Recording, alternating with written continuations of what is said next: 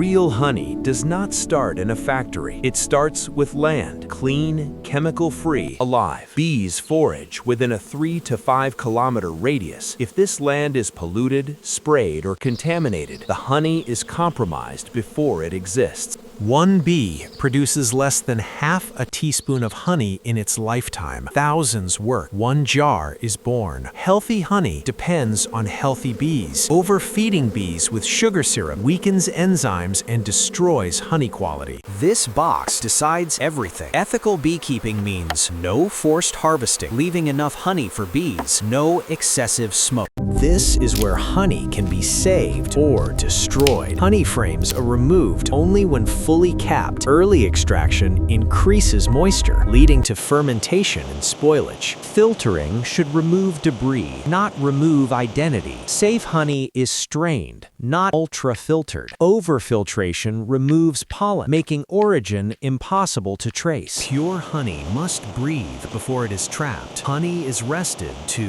release air bubbles, stabilize moisture levels, prevent fermentation. This is the courtroom. Tests include moisture percentage, enzyme activity, sugar profile analysis, adulteration detection. Even real honey can be ruined here. Bottling is done at controlled temperatures in food-grade containers without reheating. Even real honey can be ruined here. Bottling is done at controlled temperatures in food-grade containers without reheating. This seal is not plastic. It is a promise. Once sealed, honey can no longer be corrected, only judged. Honey should never be cheap because purity is expensive. And now that you know the journey, the next jar you open, you will taste the truth.